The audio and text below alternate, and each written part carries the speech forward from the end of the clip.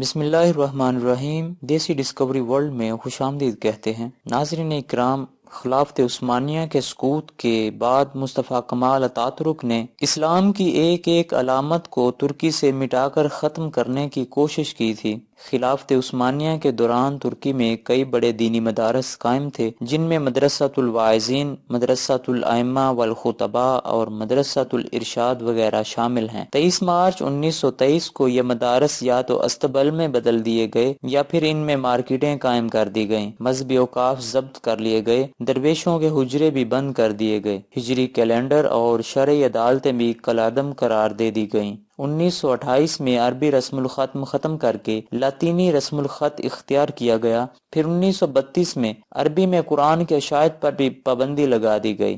عوام کو مجبور کیا گیا کہ وہ ترکی زبان میں لکھا گیا قرآن پڑھیں۔ اسی سال عربی میں اذان دینے پر بھی پابندی عائد کر دی گئی۔ مساجد میں مؤذن حضرات کو زبردستی ترکی زبان میں اذان دینے کا پابند کیا گیا، جبکہ عوام کی طرف سے اس کی مزاحمت کی گئی۔ 1950 میں عام انتخابات کے نتیجے میں برسر اقتدار آنے والے سیاسی رہنما عدنان مندریس نے عربی زبان میں اذان دینے کی دوبارہ اجازت دی، لیکن فوج اور عدالتوں کی طرف سے اس کی مزاحمت کی گئی اور بالآخر عدنان مندریس کو 1960 میں پھانسی دے کر شہید کر دیا گیا۔ کمال اتاترک کو اسلامی تہذیب و ثقافت سے اس حد تک نفرت تھی کہ اس ثقافت سے جڑی ہر نشانی پر پابندی عائد کر دی گئی، حتیٰ کہ اس نے درویشوں کے پہننے والے چوگے اور ترکی ٹوپی پہننا بھی ممنوع قرار دے دی۔ اس وقت تو انتہا ہو گئی جب اس نے یہ حکم نافذ کیا کہ ترک مسلمان آئندہ خالق کائنات کا عربی نام اور اسم مبارک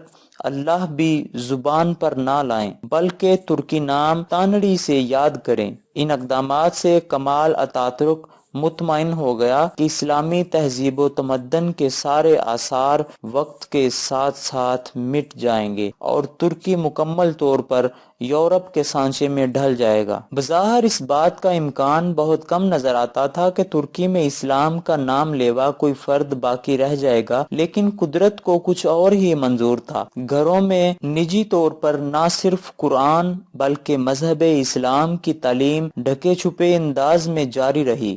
فکر اسلامی کی ترویج کے لیے جہاں اور دیگر افراد نے کام کیا، وہیں سب سے نمایاں نام نجم الدین اربکان علیہ الرحمہ کا ہے۔ اربکان اور ان کی پارٹی نے ترکی میں احیاء دین کا کارنامہ سر انجام دیا۔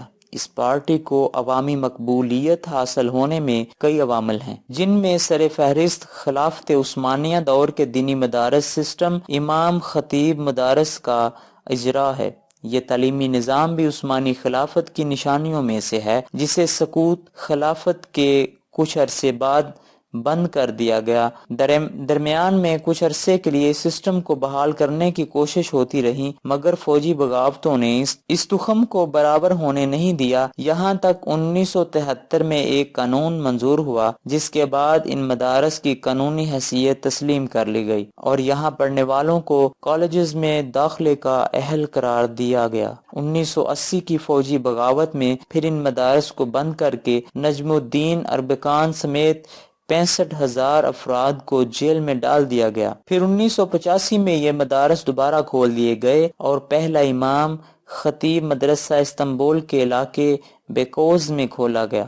سن 90 تک ان مدارس کی تعداد بہت کم تھی۔ اس کے بعد عوام نے ان کی تعمیر میں بڑھ چڑھ کر حصہ لیا اور 1997 تک امام خطیب مدرسہ کی 100 شاخیں کھل چکی تھیں اور یہاں پڑھنے والے طلبہ کی تعداد مجموعی طور پر 5,11,502 ہو چکی تھی۔ اس کے اگلے 3 برسوں کے دوران یہ مدارس ترکی میں خوب پھیل گئے۔ ابتدائی تعلیم کے مدارس کی تعداد 601 اور اعلیٰ تعلیم کے مدارس کی تعداد 402 ہو گئی، جبکہ طلبہ و طالبات کے سمندر نے ان اسلامی اسکولوں کا رخ کیا۔ اسی طرح 1998 میں مدرسہ امام خطیب میں داخل ہونے والی طالبات کی تعداد 1 لاکھ تک پہنچ گئی، جبکہ اردگان کے دور حکومت میں تو ان مدارس میں مزید اصلاحات کر کے ان کا معیار عالمی سطح پر لے جایا گیا۔ یہاں حفظ قرآن کریم، تجوید، عربی زبان اور دینی تعلیم کے ساتھ عصری علوم بھی پڑھائے جاتے ہیں۔ ترک وزارت تعلیم کے مطابق گزشتہ 5 برسوں کے دوران امام خطیب مدارس میں 3 گنا اضافہ ہو چکا ہے۔ اس دوران کھلنے والے ابتدائی تعلیم کے مدارس کی تعداد 1099 اور سیکنڈری کی تعلیم کے مدارس کی 3860 ہو گئی۔ اردگان حکومت کے دوران ان اسکولوں میں 2.5 لاکھ کلاسوں کا اضافہ ہوا۔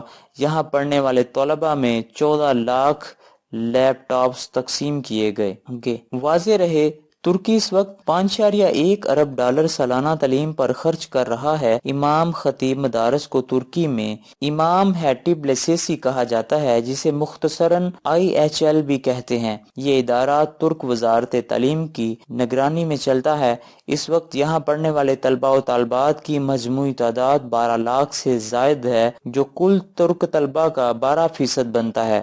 گو کہ اس وقت ان مدارس میں دینی تعلیم کا معیار زیادہ اونچا نہیں ہے، مگر صدر اردگان کا کہنا ہے کہ ہائی اسکولوں میں اعلیٰ کارکردگی کا مظاہرہ کرنے والے 1/4 طلباء کو اسلامی مدرسوں میں بھیجا جائے گا۔ ترک صدر پہلے ہی کہہ چکے ہیں کہ ان کے مقاصد میں سے ایک مقصد ترک نسل کو پاک بنانا ہے۔ اس مقصد کے لیے ترکی میں امام خطیب اسکولوں کا سلسلہ مستقبل کے امام اور مبلغین کو تربیت دینے کے لیے قائم کیا گیا ہے۔ گزشتہ 6 برسوں میں ان اسکولوں میں طالب علموں کی تعداد لاکھوں میں پہنچ چکی ہے۔ ترک وزیر تعلیم عصمت یلدیز نے CNN ترک سے بات کرتے ہوئے کہا کہ امام خطیب اسکولوں کی مختص تعداد سائنسی اور عمومی تعلیم کے 62% اسکولوں کے مقابلے میں بہت کم ہے۔ انہوں نے مزید کہا کہ ہر کسی کو امام خطیب اسکول نہیں بھیجا جا رہا، اور اگر کوئی ایسا کہتا ہے تو یہ مبالغہ آرائی ہوگی۔ امام خطیب میں تعلیم بالکل مفت ہے۔ اس کے علاوہ بھی کئی ایسے اسکول ترکی کے مختلف شہروں میں کھل چکے ہیں جو عصری علوم کے ساتھ بنیادی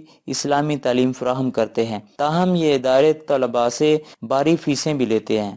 واضح صدر اردوان بھی اسی امام خطیب مدرسے کے فیض یافتہ ہیں۔ انہوں نے ایک تقریب سے خطاب کرتے ہوئے کہا تھا، جب بچپن میں مدرسے میں پڑھنے جاتا تو ہمارے علاقے کے کئی لوگ مجھ سے کہا کرتے کہ بیٹے کیوں اپنا مستقبل خراب کر رہے ہو؟ کیوں تمہیں بڑے ہو کر مردے نہلانے کی نوکری تو نہیں کرنی؟ مدرسے میں پڑھنے والے کو وصال کے علاوہ کوئی روزگار مل سکتا ہے، لہٰذا کسی اچھے اسکول میں داخلہ لے لو اور اپنا مستقبل سنوارنے کی فکر کرو۔ اس قسم کی نصیحت کرنے والوں میں زیادہ تر بوڑھے ہوتے، اور میں بڑے ادب سے ان کی باتیں سنتا اور مسکراتے ہوئے اپنی کتابیں بغل میں دبائے مدرسہ امام الخطیب کی طرف گامزن ہوتا۔ مزید انہوں نے کہا کہ میرے والد پھل فروش تھے، ان کے مالی حالات اس بات کے متحمل نہیں تھے کہ وہ مجھے کسی اسکول میں ڈالتے۔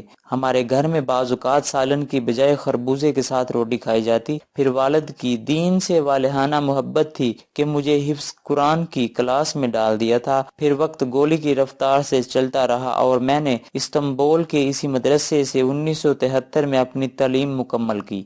گو کے بعد میں یونیورسٹی سے بھی پڑھا۔ میں نے ترکی کی معروف مرہ یونیورسٹی میں داخلہ لیا اور اکنامک اینڈ ایڈمنسٹریٹو سائنس میں ماسٹر کیا، مگر ابتدائی تعلیم مدرسے سے ہی حاصل کی تھی۔ اب جب بھی مجھے ان بزرگوں کی نصیحتیں یاد آتی ہیں اور خود پر کریم رب کی رحمتوں کی بارش دیکھتا ہوں تو بے اختیار آنکھیں چھلک پڑتی ہیں۔ یہ کہہ کر اردگان نے حاضرین کو بھی اشکبار کر دیا۔